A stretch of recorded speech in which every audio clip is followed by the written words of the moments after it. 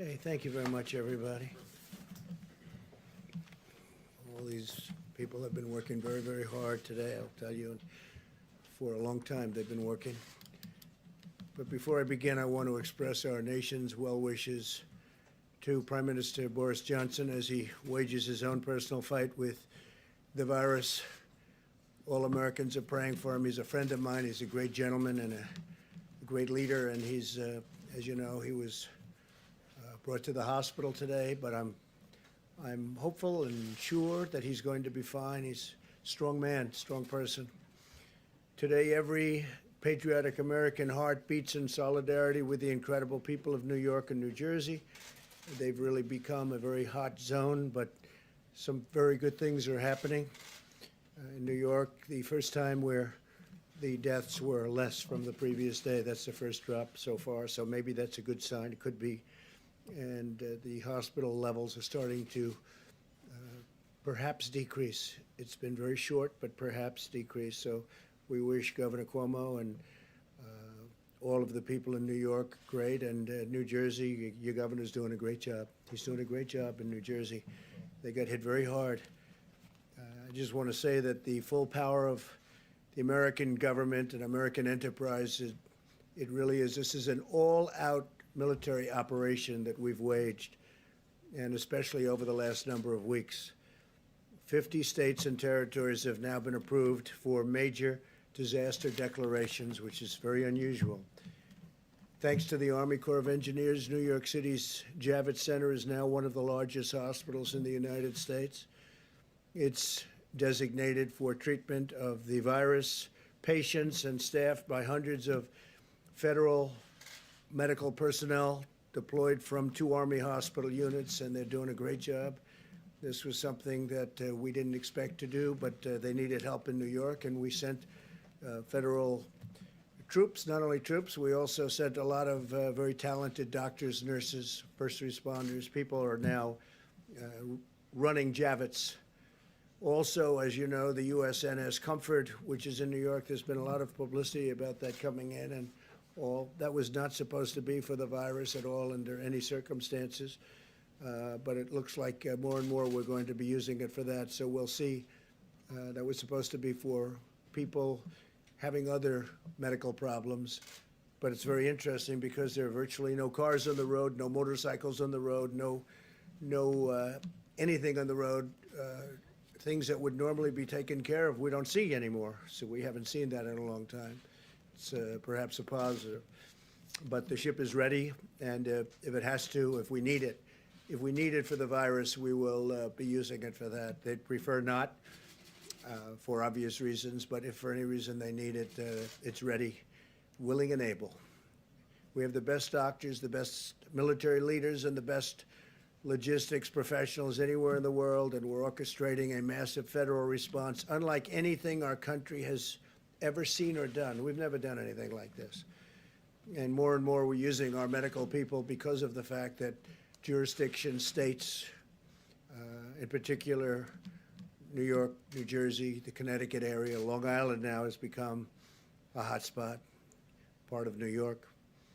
We're sending a lot of things, a lot of supplies, and now we're sending personnel where it's needed, military personnel. As of Tuesday, we'll have deployed over 3,000 military and public health professionals to New York, New Jersey, Connecticut, and other parts of our country. 3,000, and that number's going up. And we hope we're seeing a leveling off in the hottest spots of them all. So we'll see. You'll be seeing that over the next few days. Let's see what happens. But we're prepared. In the last 7 days, FEMA has airlifted critical supplies and protective equipment from every corner of Earth. They're coming from all over the planet, including from within the United States where the equipment isn't as necessary. Since last Sunday, cargo planes have delivered almost, listen to this, 300 million gloves, almost 8 million masks, and 3 million gowns, and many more fully loaded cargo planes are right now on the way. 3 big ones landed today. And these supplies are being distributed directly to the hospitals and healthcare providers all across the nation, so that massive amount of material that we're getting in is being delivered all over the country. Tomorrow, we'll deliver an additional 600,000 N95 masks to New York City to take care of the needs of the public hospital system. It was a request of Mayor de Blasio. We've been working great with Mayor de Blasio, getting him a lot of stuff. He's working very hard, I can tell you that. And we're working really very hard with New York City and with New York State. And at the request of Congressman Lee Zeldin out in Long Island, we will also be delivering another 200,000 N95 masks to Suffolk County, where they need it very badly. So we're getting that out on an emergency basis. Should be there tomorrow. We'll also be deploying millions of N95 masks to other locations that Admiral Polovchak will detail shortly. The Admiral will be up in just a couple of minutes. Over the last 24 hours, FEMA has delivered an additional 500 ventilators to New Jersey, 500. And again, the governor has been very thankful. We're working very hard with New Jersey, including building hospitals. We've also sent an additional 200 ventilators to Louisiana, definite hotspot, 300 to Michigan, working very well, I think, with the governor. Amazingly, 600 will be going or have gone to Illinois.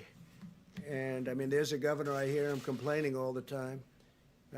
Pritzker, I hear him, he's always complaining, and yet I just said, give me a list of a couple of the things we've done in Illinois. And we're building a 2,500 bed hospital in McCormick Place. That's the big convention center in Chicago. And we're helping to staff it, and probably will end up staffing it because he's not able to do what you're supposed to be able to do as a governor. He has not performed well. And we're also sending 100 ventilators to Massachusetts.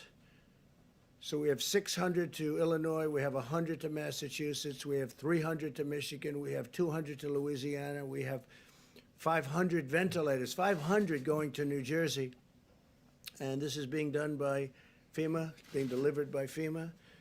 And it's some job. Just think of that when you think about 500 ventilators. A ventilator is a big deal.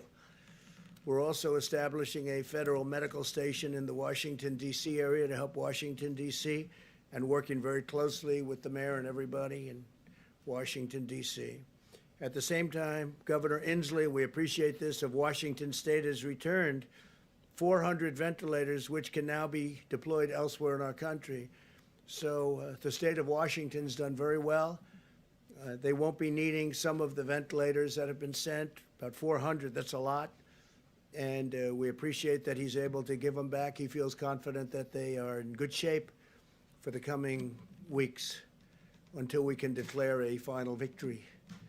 In the days ahead, America will endure the peak of this terrible pandemic. Our warriors in this life and death battle are the incredible doctors and nurses and healthcare workers on the front line of the fight. We pledge to them our eternal gratitude and everlasting support. They make all of us very proud. Our country is very proud. We have people, they love our country. The world loves our country, most of it, probably all of it. They just don't say it. I can report today that the United States has now tested and gotten results of 1.67 million people. That's far more than any other country has been able to do. And you remember we inherited a broken system, so a lot of this has been developed. By Tuesday, 1,200 brand new rapid point-of-care testing kits has been produced by Abbott Laboratories, great company, and they'll be distributed to all of our public health labs. That's a 15-minute test, even less, as well as the Indian Health Service, the CDC, and the Strategic National Stockpile. So we're going to have 1,200, and on a weekly basis, we're making a lot more. They go very fast. They're very accurate tests. And other countries are wanting them, so at the right time, we'll be able to do that. But right now, we're getting them to all of ours. So we've done 1,670,000 tests. Think of that, 1,670,000 tests. And we have a great system now. We're working with the states in almost all instances, but we have a great system. And the other thing that we've bought a tremendous amount of is the hydroxychloroquine, which I think, as you know, it's a great malaria drug. It's worked unbelievably. It's a powerful drug on malaria. And there are signs that it works on this, some very strong signs. And in the meantime, it's been around a long time. It also works very powerfully on lupus.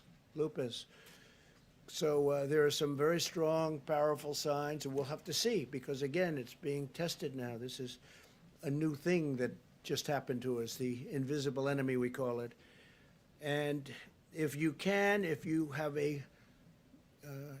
no signs of heart problems, the azithromycin, which will kill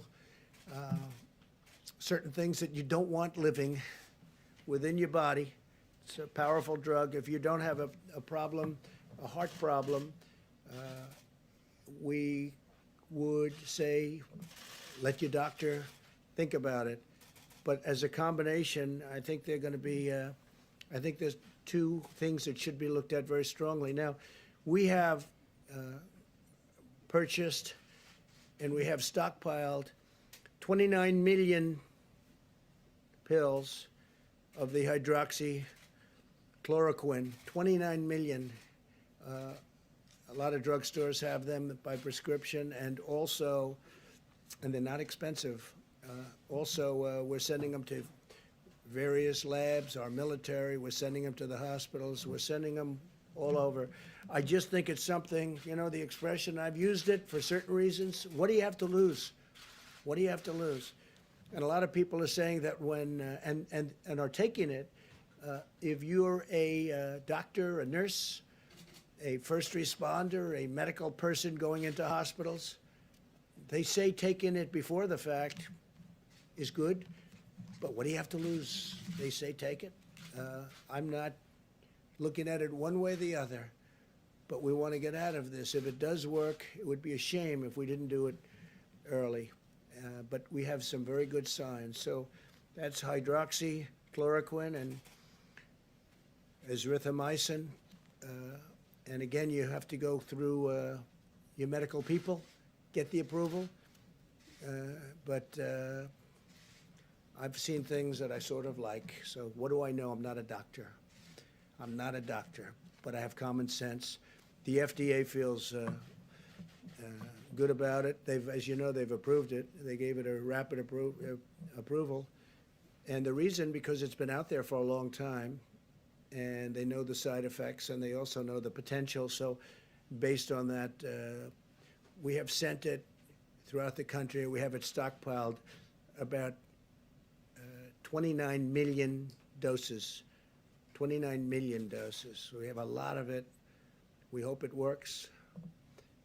Driven by the goal of the brightest minds in science. We have the brightest minds in science, but we're driven by the goal of getting rid of this plague, getting rid of this scourge, getting rid of this virus. These brilliant minds are working on the most effective antiviral therapies and vaccines. We are working very, very hard. I have met many of the doctors that are doing it. These are doctors that are working so hard on vanquishing the virus.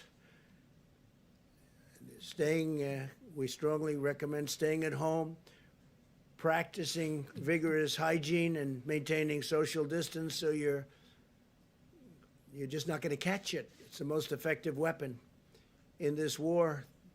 And I will tell you, we are committing to you, we're committing to the people of our country like few administrations, few people, few professionals have ever committed before. They are working so hard. I see them before my eyes, exhausted.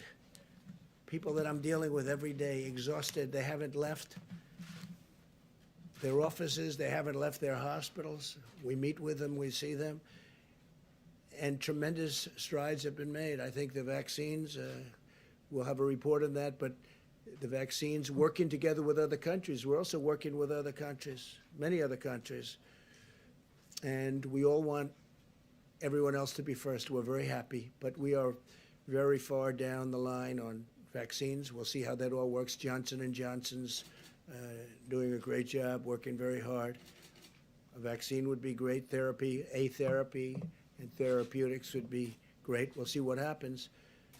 In the meantime, you may listen to what I said about the two drugs mentioned.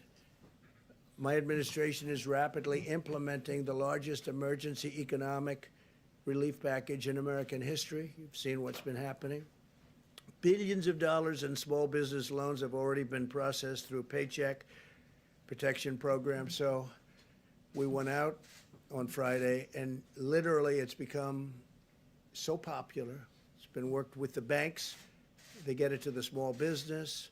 And it's all about employment. It's all about jobs. We want you to keep your jobs.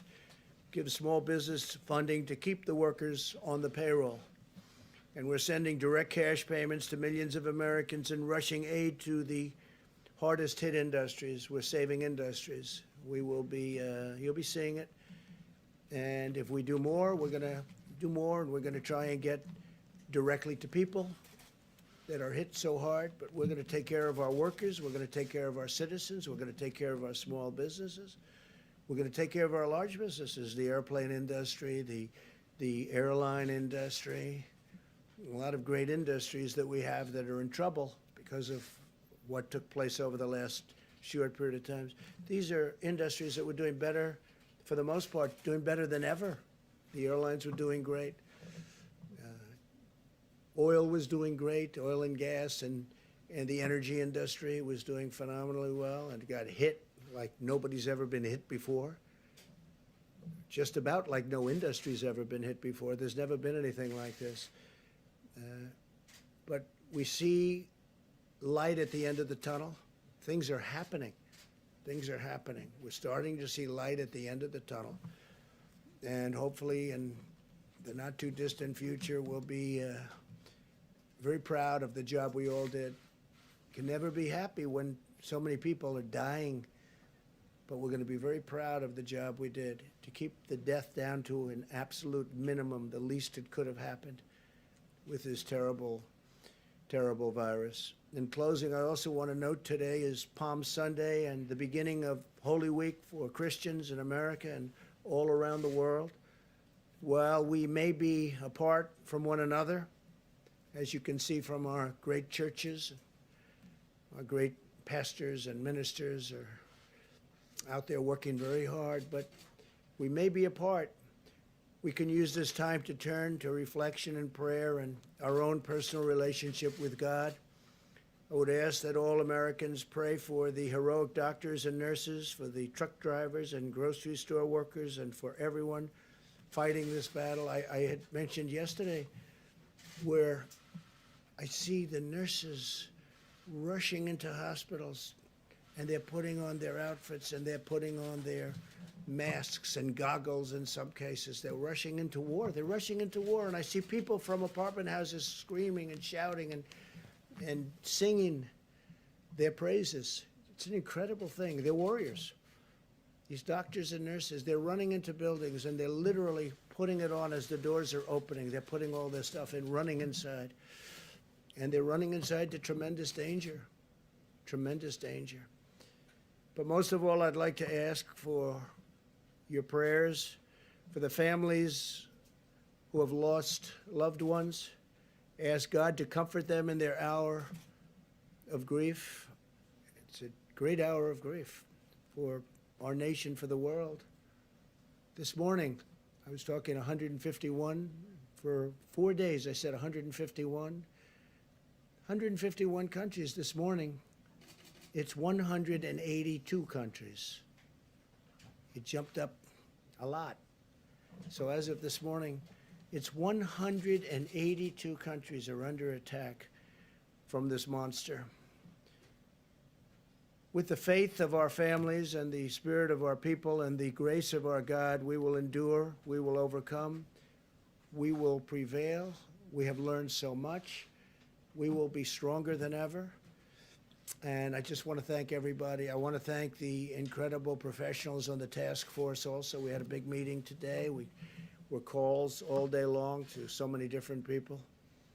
And I think our package to get everyone working when we're ready is really turning out to be successful. We may have to make it larger because it's been really successful. But all of that comes back to this country.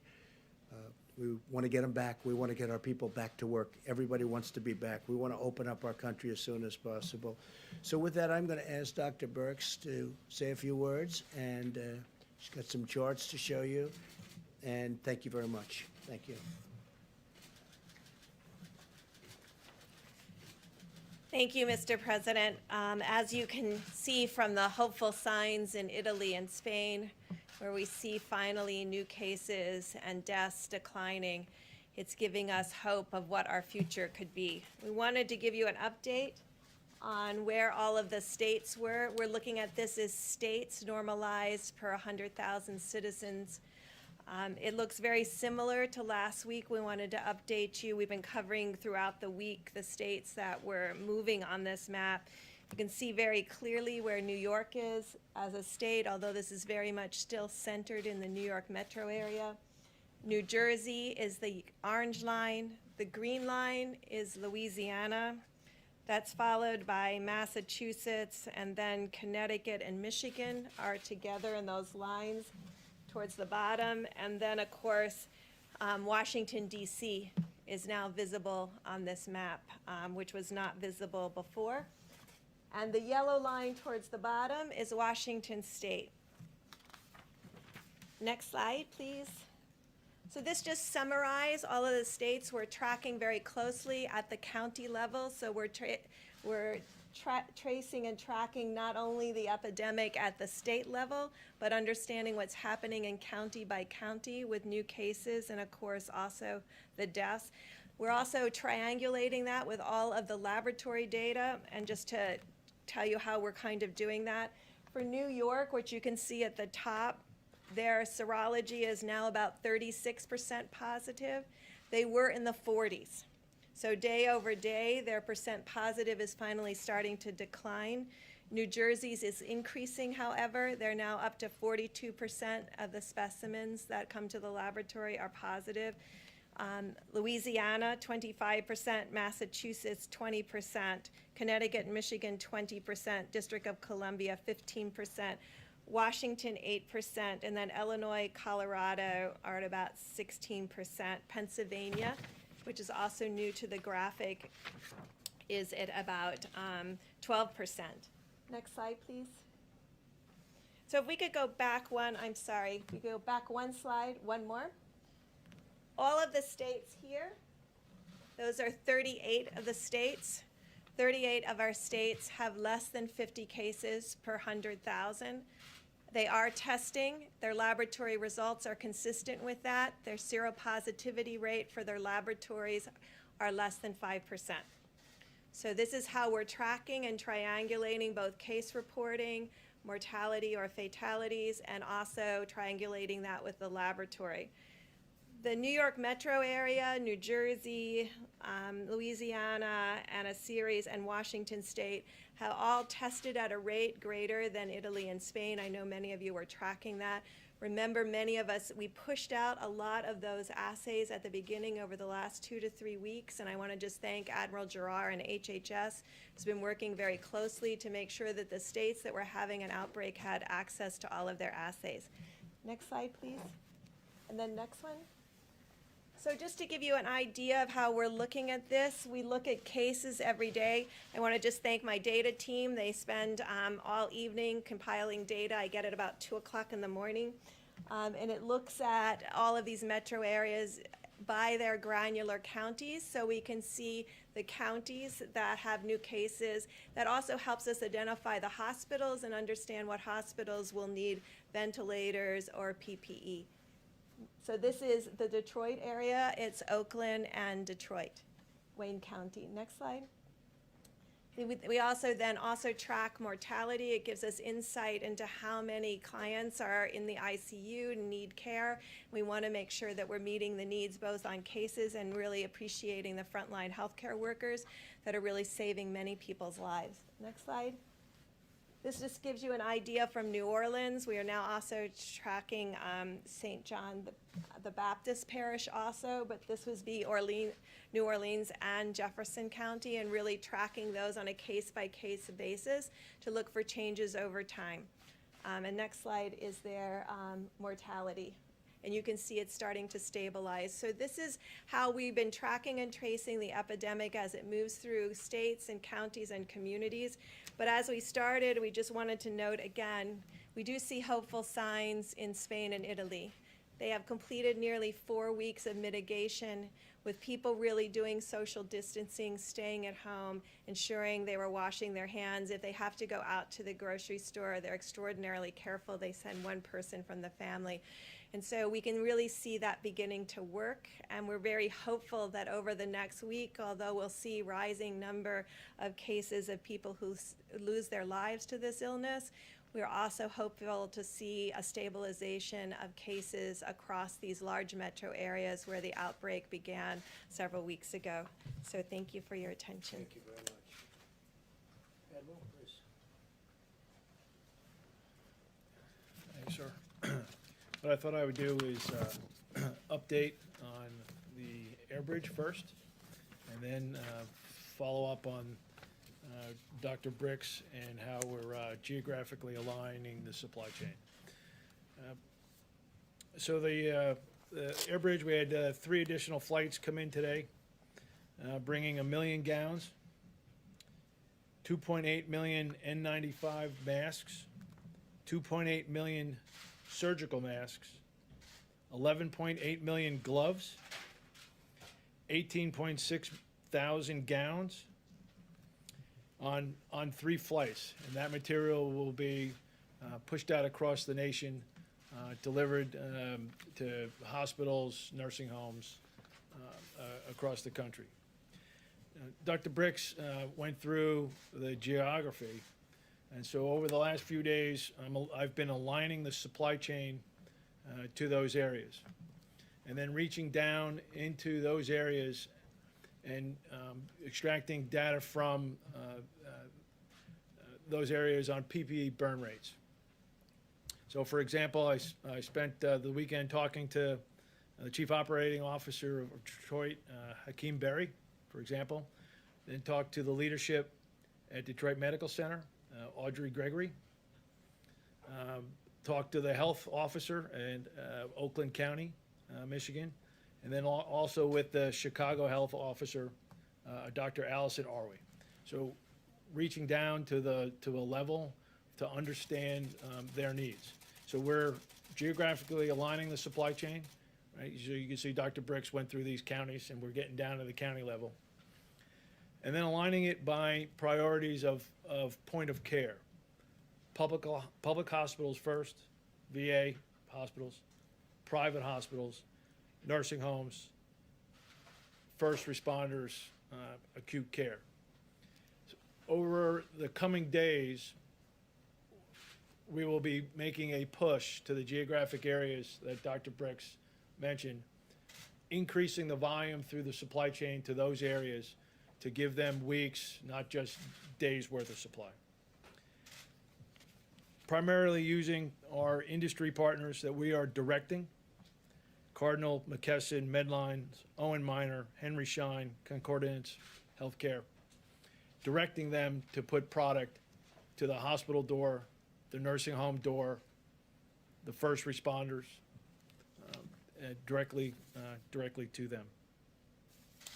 We're also in the working to push out millions of doses of hydroxychloroquine, right? We are working the distribution there to push the same thing to the same impacted areas, working it to get into hospitals and to every pharmacy. And so my team is back there right now, working the arrangements to make that to the hospital front door and primarily to the local pharmacies, so doctor can write those prescriptions and you can get it prior to having to go to a hospital. Okay, great job. Thanks very much, Evan. Mike, please. Robert Bork, Mr. President. Thank you, Mr. President. I knew you didn't say it. Thank you, Mr. President, Mr. Vice President. My last appearance here, I mentioned that the President had given the Department of Veterans Affairs very specific instructions to be as aggressive as possible in response to the virus crisis, and not only to protect veterans, but also to help the American people. As many of you know, we have three primary missions at VA. One is to support veterans' health, the other is to provide veterans with benefits, and the third is memorial services. But we have a fourth mission, and that is to support the nation in times of national emergency, both in war and in peace. We provide a bridge from the federal government to the states and localities during these emergencies. As a result of that, I have ordered our veterans' hospitals to begin preparing more than 1,500 beds to make them available both at the ICU and the acute care level to the states and localities across the country. As a result of that, we have opened up approximately 100 beds in the metropolitan New York area, in Brooklyn, and in Manhattan, and East Orange, New Jersey.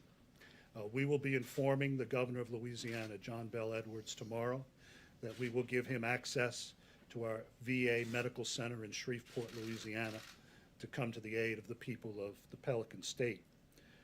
I've also given instructions to initiate the fourth mission in Michigan.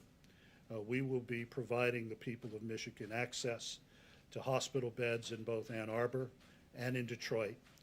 We've also provided a pharmaceutical trailer to be used by the governor of Michigan at Cobo Hall to support the citizens of Michigan who will be coming into that facility for medical care.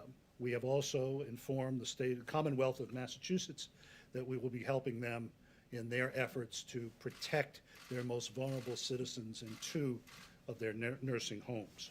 So, in accord with the President's instructions, the 400,000 men and women of the Department of Veterans Affairs are in this fight.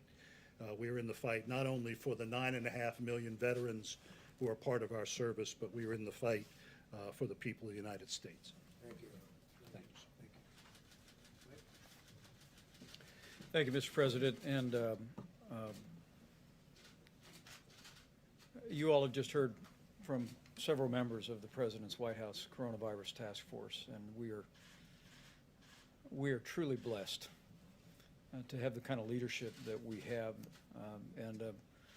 Whether it be Admiral Polovchek, who is organizing the distribution of tens of millions of supplies, whether it be Dr. Birx and Dr. Fauci, or analyzing the data literally hour by hour, or whether it be that whole of government approach that you stood up, Mr. President, calling on every agency of government, including the VA, HHS, and every agency. I hope the American people know, at this President's direction, we are sparing no expense. We are doing whatever it takes. We're marshaling the full resources of the federal government to respond to the challenges facing communities impacted today by the coronavirus, and making sure every community in America has the support.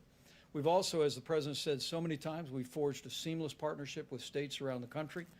As the President just reflected, by this Tuesday, with another 840 military medical personnel arriving in New York City, there will be some 3,000 Department of Defense and HHS personnel on the ground to supplement and to provide relief to healthcare workers, really at the epicenter of the coronavirus in the New York City area.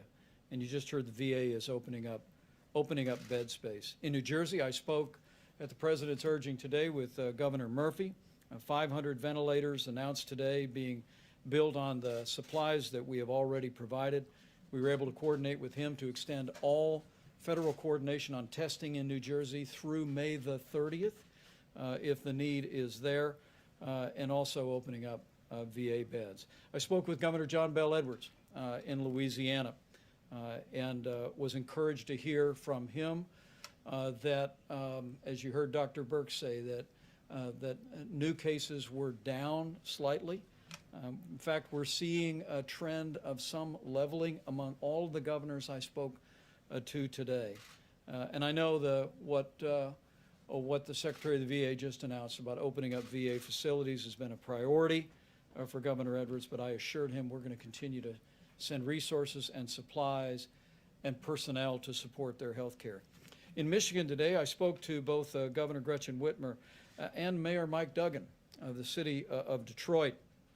Governor Whitmer and I spoke about a new program in Detroit that will make hydrochloroquine available for 3,000 patients through the Henry Ford Hospital. They'll be tracking in a formal study the results of that. But at the President's urging, I assured her that we're more than prepared to make hydrochloroquine broadly available to pharmacies and doctors' offices across the Detroit area as they deem appropriate. I also heard from Mayor Mike Duggan, as I told you, Mr. President, and he was so grateful to the FDA, not only for approving the Henry Ford Hospital test that will be exploring hydrochloroquine, but also for the rapid approval of the 15-minute test. In fact, Mayor Duggan told me that he was able to use the 15-minute test this weekend to test 150 first responders who had been sidelined because they'd been exposed to the coronavirus. They all got the 15-minute tests. They're all back in the line of duty, and the mayor couldn't have been more grateful. In Illinois, I spoke with Governor J.B. Pritzker, as well as Mayor Lori Lightfoot of Chicago.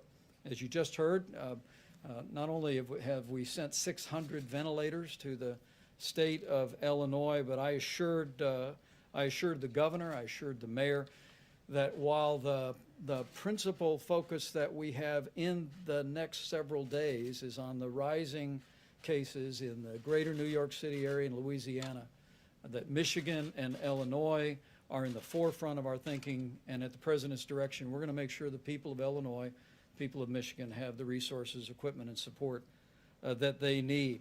The governor did express great appreciation for the fact that our Army Corps of Engineers had constructed 500 beds at McCormick Place, and before the end of this week would construct another 2,500 beds for an overflow healthcare facility in Chicago. In fact, Mr. President, Mayor Lightfoot told me that the Army Corps was just outstanding in the job that they had been doing in constructing that extra bed space.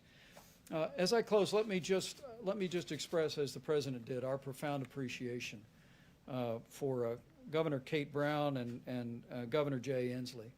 The state of Oregon and the state of Washington are leading by example. Oregon sent 140 ventilators to New York City. They looked at their circumstances and concluded that they could spare those at the point of the need.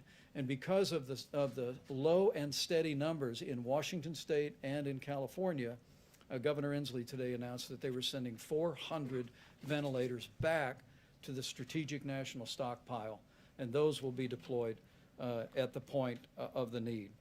You know, not only are California and Washington State low and steady, but frankly, as I talk to governors and mayors today, I want to say to the American people that we are beginning to see the glimmers of progress. The experts will tell me not to jump to any conclusions, and I'm not, but like your president, I'm an optimistic person and I'm hopeful. And the truth is, we're starting to see cases and, most importantly, losses and hospitalizations begin to stabilize. But make no mistake about it, I want to say to the American people,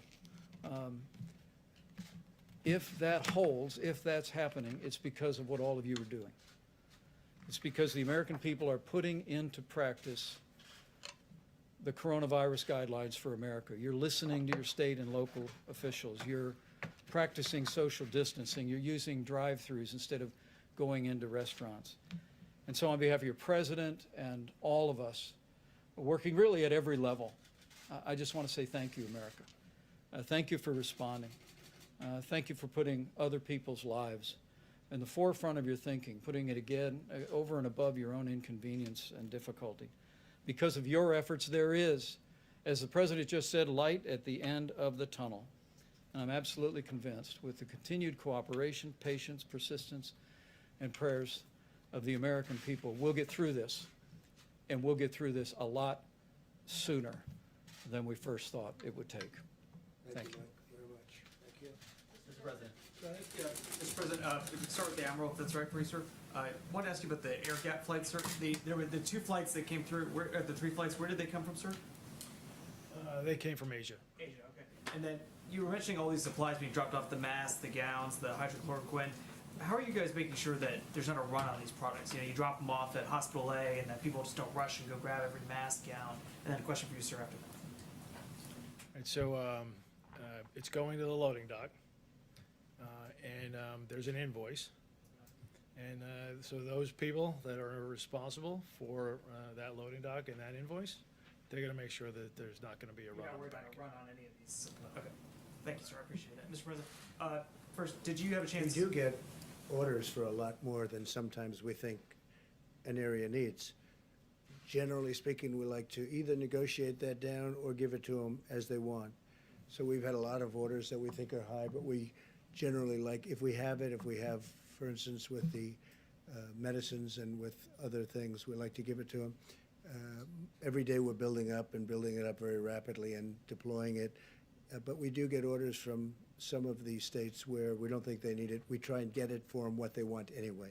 Okay, go ahead. And then, you mentioned the Prime Minister off the top. Have you had a chance to Yes. speak to him today, sir? I didn't speak to him, no. I did get a call from the ambassador. And, hey, it's a big move going to the hospital. That's a big thing. He's a great gentleman, so I just hope he's okay. And then also, you mentioned the nurses, the doctors, the people that you Yes. see celebrating. Sorry, the people that are gearing up and getting ready, the people that are applauding and celebrating him. Has there been any talk on any level whatsoever of some sort of either compensation fund or protection for nurses, doctors? Because there's been a lot of fear. There's been some people that said, I can't risk my family's livelihood. I can't go back to the ER. Has there been any Well, discussion? we're talking about it, and we're talking about doing something for them, but we're really looking at the conclusion. We don't want to focus on that now. They're incredible. They're not saying we're not doing it. They go in with good equipment, with great equipment, and with stuff that's not so good. And sometimes they catch it wearing the best stuff you can buy, brand new, the best stuff. This is a very tough enemy. But these are amazing people. No, we are talking about something, but we're really thinking about, let's get it finished first before we do that, please. The Surgeon General this morning was talking about the coming week being among the hardest and saddest weeks of our lives. He was talking Tough about this week. being our Pearl Harbor, our 9/11 moment. You all are talking about glimmers of hope and stabilization. How are the American people supposed to bridge those different descriptions that they're getting from this I administration? don't think they're so different. I think we all know that we have to reach a certain point, and that point is going to be a horrific point in terms of death, but it's also a point at which things are going to start changing. We're getting very close to that level right now, and the next week and a half, 2 weeks are going to be, I think they're going to be very difficult. At the same time, we understand what they represent and what that time represents, and hopefully we can get this over with, because this is a very horrible thing for the world. And look, we're one country out of 182 now that have 182 countries. I have a friend of mine said he didn't know we had so many countries in the world. 182 countries are now affected by this, so we want to get it over with. Okay, please. Those numbers, sir? Could I just ask one Yes. follow-up on those numbers that you were talking about earlier? How does that change the projections that you were making earlier this week of 100 to 1,000 Well, to 240? we hope we can stay under those numbers. Those are numbers of death, and we hope we can stay under those numbers. That would be terrific, and as far under those numbers as possible. Now, if we did nothing, you know that number too. But the American people really stepped up. So did the professionals. They just really stepped up. So we're hoping to stay under those numbers. And that means the minimum and the maximum, but we're hoping to stay under the minimum number. You know what that number was. Right, but do the numbers that you were talking about today, have they changed those projections? I would say the answer is yes, but I would also say that we're not going to know really in terms of a final toll until we get out to the end. And we're possibly not so far away. We're getting closer. But it's our goal to stay as far under that minimum number, the minimum number as possible, okay?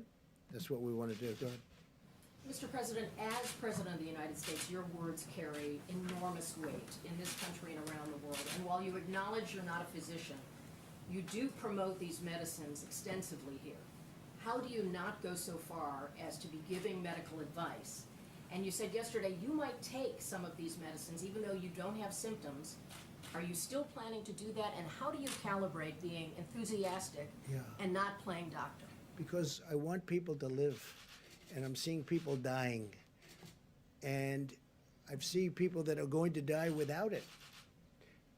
And you know the expression, when that's happening, they should do it. What really do we have to lose?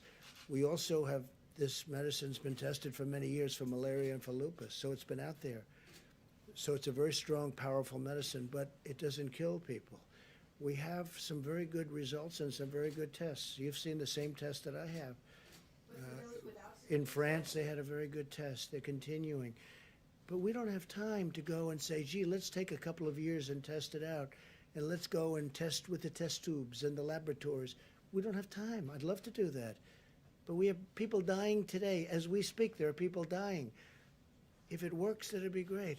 If it doesn't work, we know for many years, malaria, it's incredible what it's done for malaria. It's incredible what it's done for lupus, but it doesn't kill people. That's one of the things with a vaccine. When we have a vaccine, we have to do tests, because when you inject that vaccine, when they take whatever it is they have to take, we have to make sure it doesn't have a horrible impact, destroy somebody. Could. So we have to test it for a long period of time. This one, not so much, because it's been out there. Now, I'm not acting as a doctor. I'm saying do what you want, but there are some good signs. You've read the signs. I've read the signs. With the other one, there's some very good signs also. Different, going together works very well, but there may be an indication that if you have a problem with your heart, you shouldn't take what we call the Z-Pack. You shouldn't take it, and that's okay. But I would love to go to a laboratory and spend a couple of years testing something. We don't have time. We don't have 2 hours, because there are people dying right now. If it does help, great. If it doesn't help, we gave it a shot. We gave it a shot. That's the way I feel. You know, we passed something. Yeah, I would be very serious about taking it. We passed something that I'm very proud of. It's called Right to Try. For 45, 50 years they've been trying it. It makes so much sense. We have the greatest doctors and labs and lab technicians, greatest medicines, the greatest minds in the world. Everybody admits it. And when we're close to having something, or when we have something that tests incredibly well, you couldn't use it for years, because they would take years and years to test. So with the help of also Democrats, I got it bipartisan, but they've been trying to get this passed for decades. You know that. It's called Right to Try. So a person would be diagnosed terminally ill from something. And in the old days, meaning before a year ago, they would say, do you think I could try this pill, this whatever, this medicine that's testing so well? No, you can't do that. You can't do that under no circumstances. They'd leave for Asia. They'd leave for Europe. They'd leave for, if they had money. If they had no money, they'd go home and die with no hope. We got a thing called Right to Try. If somebody's very ill, terminally ill, they're going to die. And it was very complex. It wasn't as easy as it sounds, because there were huge liability problems. The drug companies didn't want to do it because they didn't want it on test results, because these are very sick people, so they didn't want to bring down their test results. The insurance companies had tremendous problems. I got everybody in the room. I said, look, we'll sign a waiver. The person taking it will say, we're not going to sue. The family's not going to sue the drug company, not going to sue the insurance company, not going to sue the state, the city, or the federal government. Okay? It's called exculpation. And we got it done. It's a very simple agreement. I don't know why nobody ever thought of it, but they never thought of it. I did. And we got it done. Now we have Right to Try, which is actually, in my opinion, much more difficult than what we're talking about here.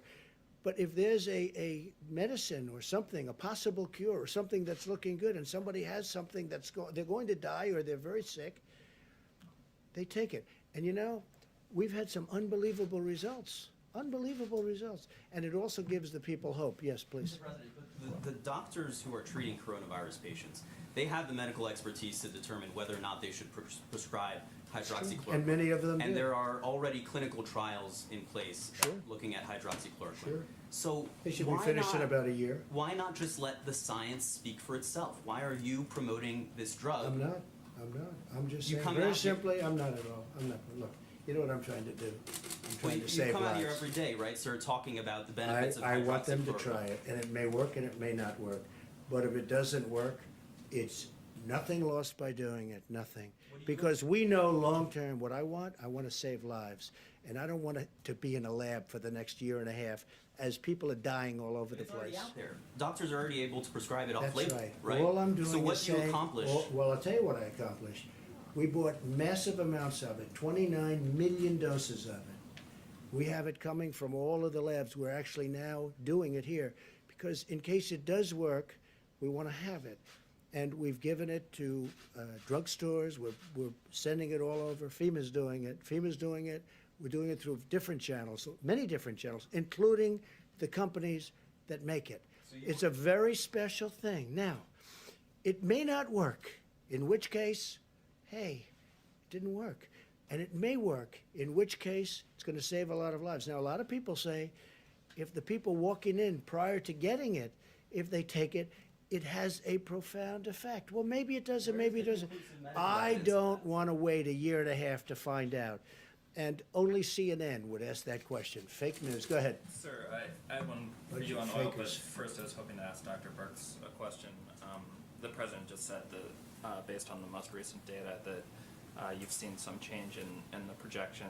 I'm wondering if you could, you obviously have a week's more worth of data since the sort of 100,000 to 240,000 potential death figures that you gave us last week. So I'm wondering, with all the caveats that this is sort of based on continuing social distancing and that we might see, if one city pops, things could change dramatically. What are the sort of range that you're now looking at in terms of total death impact? I think the most important thing right now is when we were talking about why we are hopeful. Well, hopeful because last time I was here, I wasn't able to really tell you that Italy and Spain were coming across their apex and coming down the other side. And I think, to me, that's extraordinarily hopeful. They just completed 4 weeks of really strong mitigation. And I think that's our word to the American people, is we can look like that. 2 other countries look like that now. 2 other countries with a very similar experience to our experience, with higher case numbers and higher mortality. So that's what the promise is. The promise is, if we do this, we could potentially be better. Now, Dr. Fauci and I today got another update from another independent modeler, and the numbers came in close to that 100,000 number again. But we believe, Dr. Fauci and I, that if every American follows the guidelines, 6 feet, washing hands, not social gathering, that will have an even greater impact. And the other side of the equation certainly is our remarkable healthcare providers, our respiratory therapists, our laboratory technicians, our nurses and doctors. They're saving lives every day. And so that changes the number too. I also think that Dr. Fauci and Dr. Birx are very impressed with the American people. And I'm not going to put words in anybody's mouth. I would never do that. But I am, and I will say that they are doing maybe a better job than we all thought even possible. When you look at streets in New York where there's nobody on the street, no cars, no nothing, I see it. I've seen those streets for a long time, and they're packed all the time. And now you see there's nobody. You look at other places, you look at what's going on in California, where they're doing a fantastic job. They really are. The governor's doing great. I'm proud of them. Proud of a lot of people. Proud of a lot of people on the other side, a lot of people. I'm really delighted to work with people that, frankly, on other issues, I didn't get along so well with. We disagree on this or that. We don't have to go into that now. But we're getting along with a lot of people. And they're happy with us. We're happy with them. But I really believe that the American people are doing a better job than anybody would have thought even possible. And that's one of the reasons we can even be talking about the kind of number that we hopefully will be talking about, which is at the minimum level instead of the maximum, or beyond. It's not even the maximum, it's much beyond the maximum level, which would be horrific. Yeah, please. Go ahead. Mr. President, Please. Secretary Esper mentioned the Department of Defense might be moving in the direction of using face coverings. Former Vice President Biden had mentioned that he was going to be using a mask whenever he goes out now. Are we getting to a point where we might see members of the coronavirus task force also wear face coverings? Well, it was voluntary as I saw it yesterday, and certainly if they'd want to, I would encourage it. I would have absolutely no problem with that if they wanted. We had a long meeting today. There's good separation, but the task force meets, and I would certainly have absolutely no problem if they wanted to. I think, frankly, it's something, at least for a period of time, where it might be advisable, and it's advisory. And we'll see what happens. Yes, please. Thank you, Mr. President. On Project Airbridge, we've seen reports that Chinese shipments of testing kits and PPE have turned out to be faulty to some capacity. We obviously don't have oversight. Not here. No, not here. No, but to Spain in particular. Well, you've seen in Spain, and you've seen it different. They're not sending faulty things to us. So we're not concerned that any of the No, PPE we test we're it. We importing look is at it. effective. We check it out. Please. So, one of the things we're doing to prevent that is using those 6 companies that are the ones in the major supply chain. We are actually going to facilities, looking at product, inspecting it, and clearing it before it comes here. So we've heard those things. That's why we're doing that. Okay, thank you. A follow-up for the doctors, if And we're possible. also sending it to from other locations. Right. And when it comes to the ventilators, which are very complex, we have now under construction, literally thousands of ventilators. But so far, I think our projections on ventilators have been right. They've been correct. Did you have something for who? Well, for yourself and for Dr. Birx and Dr. Fauci, if they want to take a crack at it. Some of the models that you guys are using, the IHME model in particular, has been very accurate when it comes to projecting deaths over the last couple of days. But there's a couple of other metrics that they seem to be pretty far off on, specifically hospital beds. Are you guys, happy with the models you're currently using? Is there any need to adjust those? Well, it's turning out that we need less hospital beds. Right. That's what you're talking But about. And that's what we may have models, but we've been sort of saying that.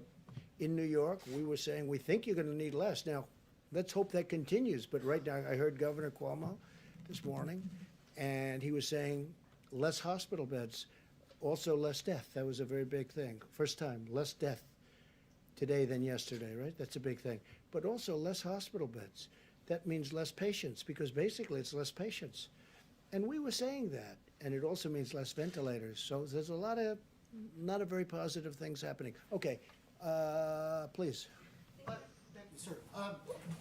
With Prime Minister Johnson hospitalized, Yes. I noticed a few minutes ago you were standing right next to Vice President Pence. Are you considering staying away from each other just to make sure that we have continuity of government in the executive branch? We have this tiny platform, and I'd love it to be wider. You're staying away from each other. Mike, you were tested? Yes, sir. Okay, like recently, so was I, a couple of days ago. You keep interacting with We are, groups of we people. are, here we are on this platform. And, but I get next to him, I don't breathe. I'm only kidding. We are sometimes forced into positions that I'd rather be away, but it's you're all looking for questions. Mike's a very big part of this. I am. It's very difficult maintaining like this distance on this little area.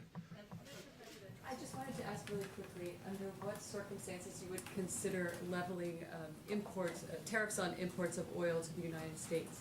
Well, if the oil price stays the way it is because of people that really want to see it go up. When I say we want to save a great industry. We built a great industry in this country. If they don't get along, I would do that. Yeah, I would do tariffs, very substantial tariffs, because we're independent now. We have our own oil. And if I did the tariffs, we essentially would be saying we don't want foreign oil. We don't want any foreign oil. We're just going to use our oil. and that would help to save an industry. And, you know, it's become a tremendous job producer, and it's great to be independent. We're independent. Our energy is now independent. We produce more oil and gas than anybody else, than any other country, and that all took place over the very recent time. Now, in the meantime, I'm seeing $91 cents a gallon out on the road, okay? A lot of people are happy. I see very inexpensive jet fuel. We're trying to save the airline industry. But I want to save our great energy industry, and that's what we're doing. Yeah, so I would absolutely do that. And what we'll do, the price will still be very low, but what we'll do is we'll save, and very importantly, we'll save tens of thousands of jobs. One of the other things we're doing is having oil shipped to our strategic oil reserves, okay? And, you know, we're buying it for the right price, and we're shipping it. In some cases, we're storing it for nothing. They're there. We're filling up our reserves with this very inexpensive oil. Nobody thought they'd ever see a price. This is like from the 1950s, where they had big dollars, okay? So, no, I would use tariffs if I had to. I don't think I'm going to have to, because Russia doesn't benefit by having this, and Saudi Arabia doesn't benefit by having. They, you know, oil and gas are their major sources of income. So it's obviously very bad for them. But we have an industry that's a very important industry, and it's really formed beautifully. It was the virus that killed it, because what happened is it's down 40% from the day this happened, 40%. Otherwise, it would be doing phenomenally well. So that's it, yeah. Mr. President, can we get an idea of timeline for those people that are waiting for the stimulus checks? How many more days they may have to wait? And then Speaker Pelosi today, or I think last night, said in the next bill that they would like to see additional stimulus checks made. Have you guys thrown around an amount of how much money? No, but I like the concept of it. I think it's good. We're talking about a different way of doing it, but I like the concept. I like the concept of infrastructure. Our country has to be rebuilt. They spend all this money in the Middle East, $8 trillion. We're up to now $8 trillion in the Middle East. We got to rebuild our country, okay? We have to rebuild our roads and our schools, our bridges. We have to rebuild our country. So I like an infrastructure bill. I also like money going directly to people. It's not their fault that this happened. And I do think this, especially the faster we can get it open, our country. Can you believe we're talking about our country, getting our country open? The faster we get it open, the bigger the boom, the bigger the rocket ship going up. I think it has a chance to go really quickly, relatively quickly. I'd like to see very quickly, but we'll see. But part of the stimulus and part of what we're doing, that will help it. And the nice part is we're paying practically zero interest rates. You know, we're paying very little. It's one of the reasons I like the infrastructure bill, because we're borrowing, we have a strong dollar. And the advantage to a strong dollar is everybody wants to invest in this country. They all want to buy our dollar. On the direct payments, sir, just in terms of timeline, are we talking still 2 weeks? Are we talking 10 days? I think so, yeah, from what I'm hearing, 2 that, weeks? yeah, a Okay, couple of weeks, thanks. that's what I'm hearing, yeah. Please. Sir, I wanted to follow up on the hydroxy question. Thanks for the numbers. Has there been any tension with the medical staff on that? Are they in agreement with Yeah, all these we numbers? discussed it with the staff, we discussed it with FDA. Well, FDA approved it, so, you know, which is another point. I mean, it's been approved by FDA, which is very important. If it wasn't approved by FDA, then I couldn't do this. But FDA's approved it, the hydroxy. And also, if this turns out not to work, are hospitals and doctors going to be exculpatory from the federal government under the right to try? No, we'll see if it works. No, it's not gonna hurt people. It can help them, but it's not gonna hurt them. That's the beauty of it, you see? It can help them, but it's not gonna hurt them.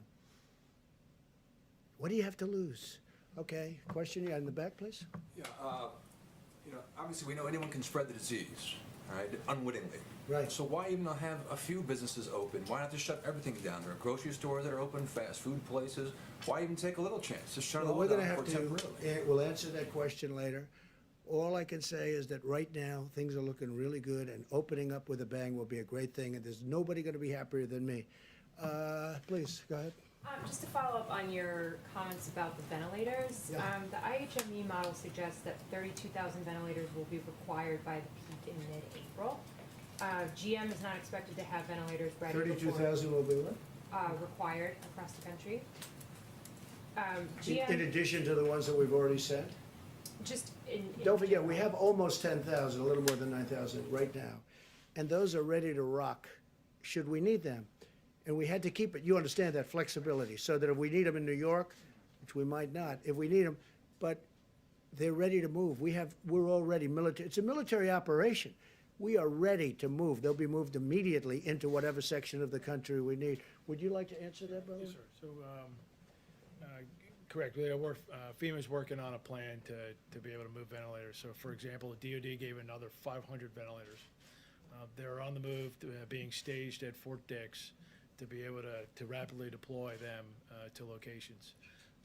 And to include, you heard the president mention states giving to states, things like that. So there's the ventilators that aren't in use that conceivably we could rapidly move as well. Right. But you mentioned that there were thousands that are currently being made.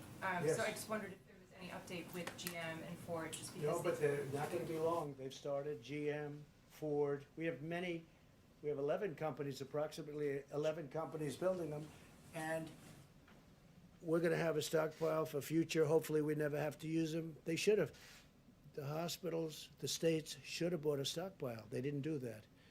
So we've made up for it. But if we have extras, other countries need them. I mean, you see, UK needs them badly, France needs them badly, Italy needs them badly. They need them. So it's complicated. It's a big piece of equipment. It's expensive. And we'll be able to help other countries after we take care of our needs. Yes, please, go ahead. Yeah, thank you, sir. On infrastructure spending, as you have I remarked. actually chose you, but that's Oh, I'm okay. sorry. Let him go. That's all right. Go ahead. On infrastructure, you've remarked about how empty the roads are. Is there any thought, is there any way to speed up infrastructure? I mean, the Beltway in Washington, it takes forever to do any road repairs because of all the No, I traffic. know, and because they don't do construction techniques that work and that are better. I mean, I see a highway, and which is what I do. I do construction, what I did. I see a highway. That's good, but it's got a bad top, and it's got a big base, concrete base underneath. And I'll see them come in, I don't want to say where, but I could tell you, I could give you plenty of examples. And they rip the hell out of it. They take out the base. They take out everything. Now they pour a new base that isn't as good, isn't as deep, isn't as thick. The concrete base was fantastic. The footing, it takes forever. Wait a minute. It takes forever. And instead of scraping out the asphalt or whatever may be the top, scraping it off and putting the new asphalt down, putting the new median in, they could have done it. And then they open the highway and it starts to crack. The reason is because it hasn't been set. And they spend 10, 15, 20 times more money than they have to. I never believe when I watch these people doing highways and doing roadways and doing work, how they take the most expensive solution and the bottom line, the job itself is far worse. What I'm getting at is taking advantage of the fact that so many people are staying at home, not on the roads. Is there a way to do it more cheaply But and hopefully they're efficiently? not gonna be staying at home for long. Hopefully this will be out and we're not gonna have that kind of time. If we have that kind of time, we made a big mistake. Please, go ahead. How many rapid tests has the federal government already deployed across the country, and which regions have received those tests? Who has that information? You want, go ahead, Mike. The 15-minute test has really been a breakthrough. I reflected on the progress that they've made in Detroit to put first responders back on duty with the Abbott Laboratories test. Abbott Laboratories started last Tuesday producing about 50,000 tests a day. And there's, I'm informed that there are about 18,000 of these machines already all across the country. I mean, they're actually the same machines that you use to get a strep test quickly when you go to the doctor. But now Abbott is surging these new 15-minute coronavirus tests out to healthcare professionals and healthcare facilities around the country. In addition, as the president said, FEMA has purchased 1,200 of these devices. We're distributing them to all 50 states and the Indian healthcare system.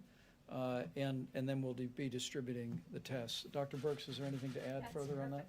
Okay, further. They've already received these tests? Let me ask Admiral Polovchek about the 1,200 devices. I didn't hear the question. Have they received the 1,200 or what's the timetable?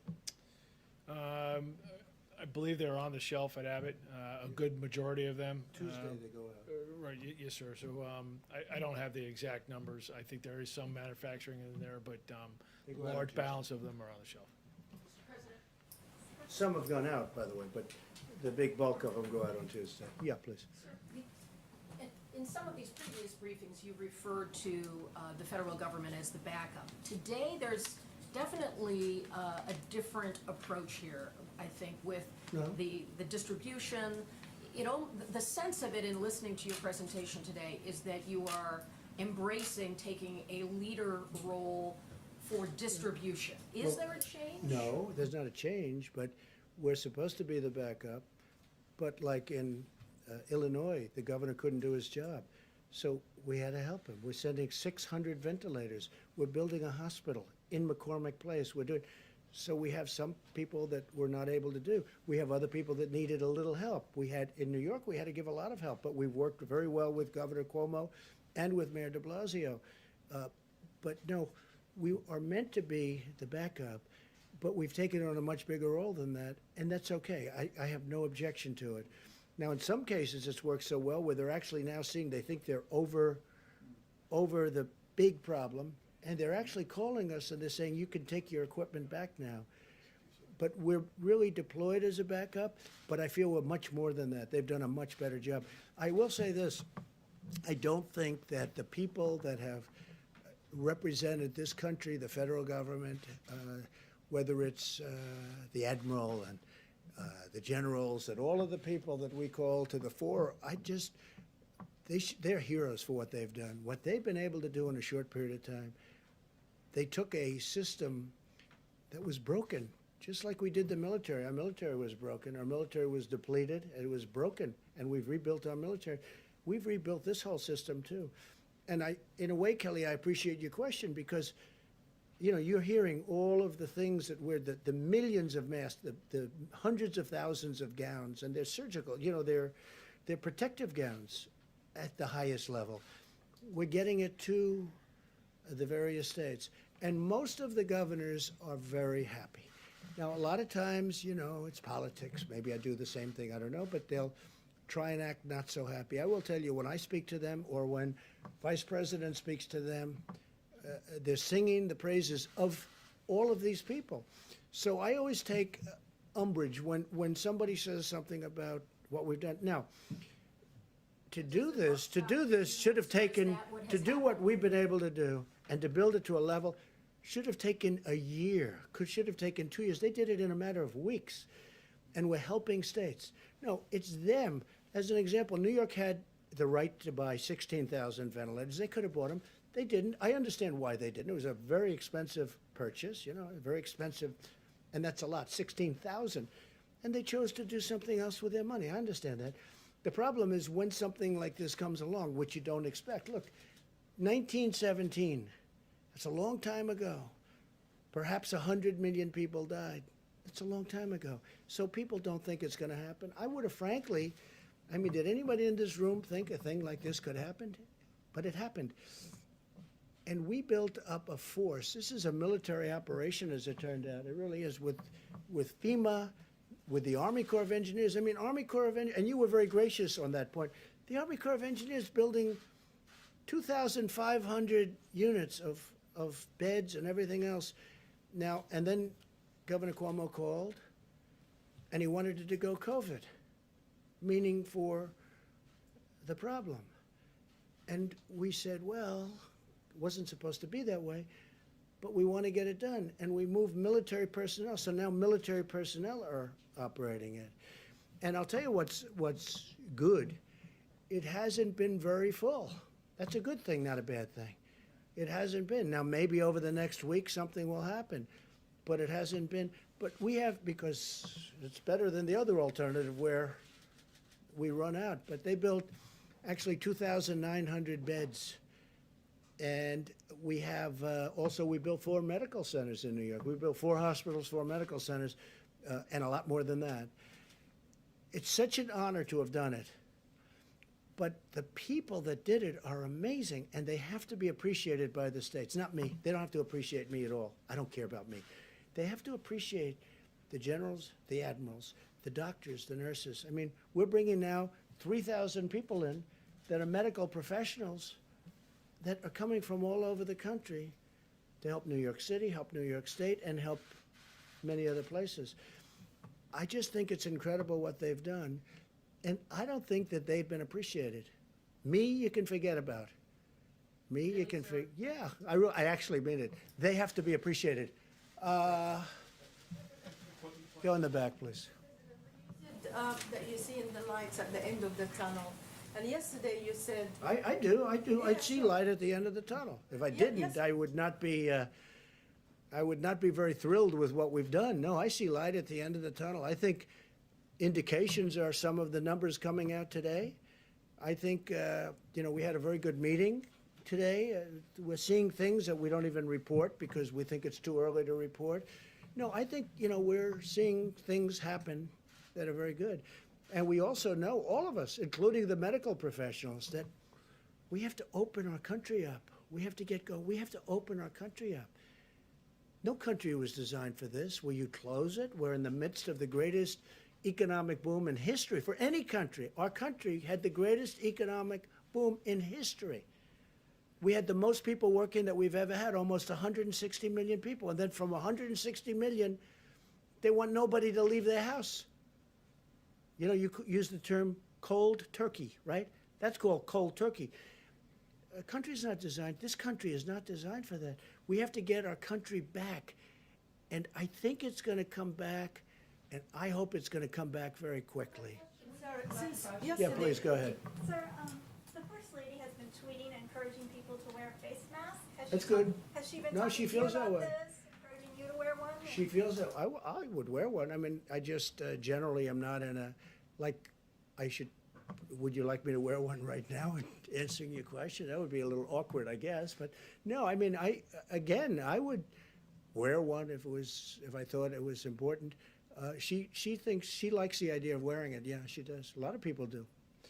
Again, it's a recommendation, and I understand that recommendation, and I'm okay with it. What about your family in New York? Are they going to be wearing them? Are you encouraging them to wear them? Wouldn't be surprised. Can we hear from Dr. Fauci, Mr. President? Sure. What would you like to know?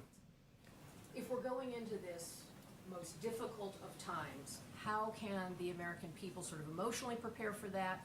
And while the president is talking and is eager to see the country reopen, how do we balance the mitigating factors that still need to take place before we get to Sure, that point? Doctor. And by the way, he'd like to see the company open too. I mean, he's called an American who loves our country. Okay, so part of the answer to your question, I think, relates to two other questions I heard, and I think it came from the back about how can you, on the one hand, have said yesterday that this is really going to be a bad week at the same time that we're talking about the light at the end of the tunnel. It seems to be inherently contradictory, but it really isn't.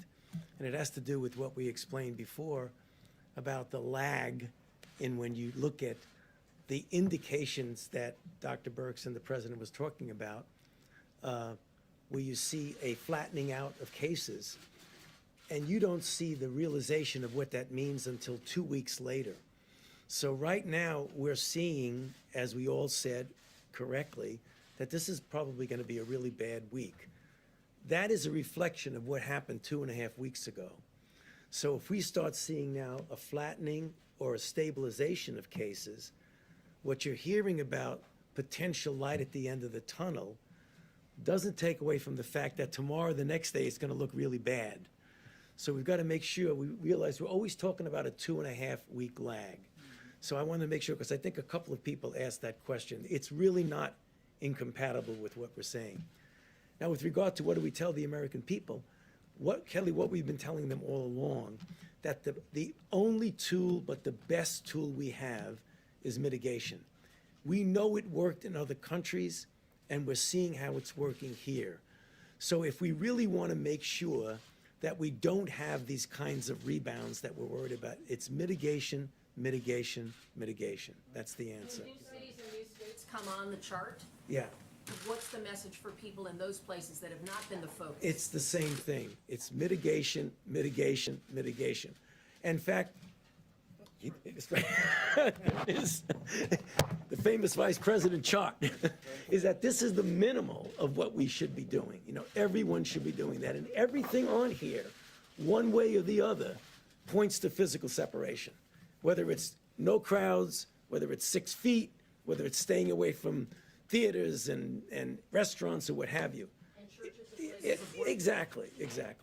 Doctor, are you worried at all about people becoming complacent, though? Are you worried, I mean, because a couple of days of this, I think people are about ready to go nuts staying in their house. And I'm just curious, are you worried at all that after, 7 days from now, people are gonna say, look, I gave it my best shot, but I gotta get out? I mean. You know, I wouldn't say I'm worried about it because I don't think it's going to happen. I mean, from what I've seen, and I mentioned it the other day, my own experience, is that people really understand the responsibility that they have for themselves, for their family, and for the country. So this is about all of us. This isn't just about us. Because if everybody does their part, you are going to not have those kind of rebounds that we're worried about. Dr. Fauci, how many additional asymptomatic cases do you think there are currently in the United States? There's 330,000 more confirmed cases. How many asymptomatic, given what we've learned? You know, we don't know, and even among us, good friends that we are, we differ about that. I mean, it's somewhere between 25 and 50%. Yeah, in other words, about the people, about the people that are out there, yeah. And trust me, that is a estimate. I don't have any scientific data yet to say that. You know when we'll get the scientific data? When we get those antibody tests out there and we really know what the penetrance is. Then we can answer the questions in a scientifically sound way. Right now, we're just guessing. And we've made great progress with the antibody testing, fantastic progress. And would you also weigh in on this issue of hydroxychloroquine? What do you think about this, and what is the medical evidence? That question? Yeah. Well, I'd love to Maybe hear from the 15, doctor. 15 times.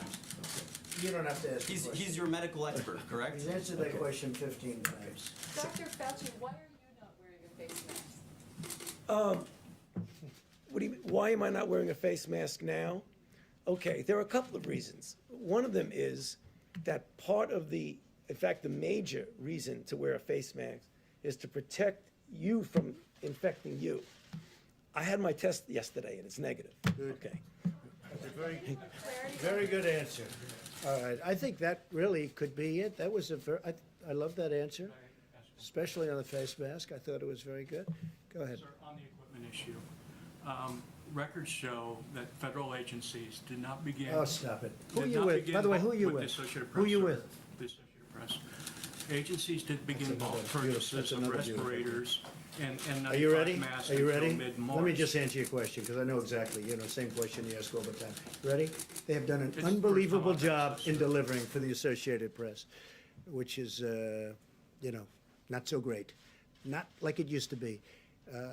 The people that you're looking at, FEMA, the military, what they've done is a miracle. What they've done is a miracle in getting all of this stuff. What they've done for states is incredible. And you should be thanking them for what they've done, not always asking wise guy questions. Thank you very much, everybody. Thank you.